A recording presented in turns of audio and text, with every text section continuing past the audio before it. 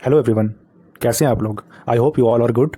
आज के इस लेक्चर में हम लोग पीसीएसजे मेंस एग्जामिनेशन में पूछे जाने वाले नेक्स्ट इंपॉर्टेंट क्वेश्चन को कवर करेंगे। तो चलिए देखते हैं। तो आज का क्वेश्चन है, when a magistrate arrest a person without a warrant, कि कब कोई मजिस्ट्रेट किसी व्यक्ति को बिना वारंट के गिरफ्तार कर सकता है। Is he required to inform the person arrested of the ground for such arrest. क्या मजिस्ट्रेट द्वारा गिरफ्तार किए गए व्यक्ति को गिरफ्तारी के आधार बताने की आवश्यकता है। इफ सो, अगर है तो किस प्रोविजन के अंतर्गत, under which provision of criminal procedure code. तो सीआरपीसी के किस प्रोविजन में है। तो चलिए देखते हैं। तो इसका आंसर होगा section 44 of CrPC provides for arrest by magistrate according to subsection 1 of section 44 when any offence is committed in presence of magistrate whether executive or judicial within his local jurisdiction he may himself arrest or order any person to arrest the offender and may thereupon subject to the provision herein content as to bail commit the offender to custody. इस धारा के अनुसार कोई भी magistrate, चाहे वह न्यायिक magistrate हो या कार्यपालक मजिस्ट्रेट हो, weather he is judicial magistrate और एग्जीक्यूटिव मजिस्ट्रेट, अपने अधिकार क्षेत्र के अंतर्गत किसी भी व्यक्ति को गिरफ्तार कर सकता है यदि कोई व्यक्ति जिसने उनकी उपस्थिति में कोई अपराध किया हो, अथवा कोई ऐसा व्यक्ति जिसके लिए वह वारंट जारी कर सकते हैं। तो ऐसे किसी भी व्यक्ति को वह खुद गिरफ्तार कर सकते हैं या किसी व्यक्ति को गिरफ्तार करने का आदेश दे सकते हैं।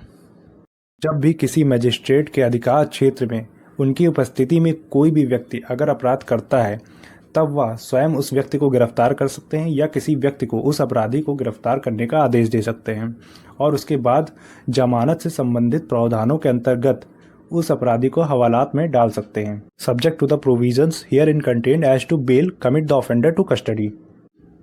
फिर according to sub section 2 of section 44 any magistrate whether executive or judicial may at any time arrest or direct the arrest in his presence within his local jurisdiction of any person for whose arrest he is competent at the time and in circumstances to issue a warrant। कोई magistrate, चाहे वह न्यायिक magistrate हो या कार्यपालक, अपने स्थानीय अधिकारिता के क्षेत्र में अपनी उपस्थिति में किसी ऐसे व्यक्ति को जिसकी गिरफ्तारी के लिए वह उस समय सक्षम हो या उन परिस्थितियों में वह गिरफ्तारी का वारंट जारी कर सकता हो, तो वह स्वयं उस व्यक्ति को गिरफ्तार कर सकता है या किसी व्यक्ति को यह आदेश दे सकता है कि वह उसे गिरफ्तार करे। So from the above provision, it is clear that magistrate, whether executive or judicial, may arrest or order any person to arrest the offender if any offence is committed in his presence। 50 arrested persons के right की बात करता है। तो section 50 के अनुसार किसी व्यक्ति को जिसे वारंट के बिना गिरफ्तार किया गया है, गिरफ्तार करने वाला प्रत्येक पुलिस अधिकारी या अन्य व्यक्ति उस व्यक्ति को उस अपराध की सूचना देगा कि उसे किस अपराध के अंतर्गत गिरफ्तार किया गया है। और यदि कोई व्यक्ति जमानती अपराध के लिए गिरफ्तार किया गया है, कि वो बेलेबल ऑफेंस में अगर वो गिरफ्तार किया गया है, कि जिस ऑफेंस में गिरफ्तार किया गया है वो ऑफेंस बेलेबल है, तो वहाँ गिरफ्तार व्यक्ति को जमानत के आधार बताए जाएंगे।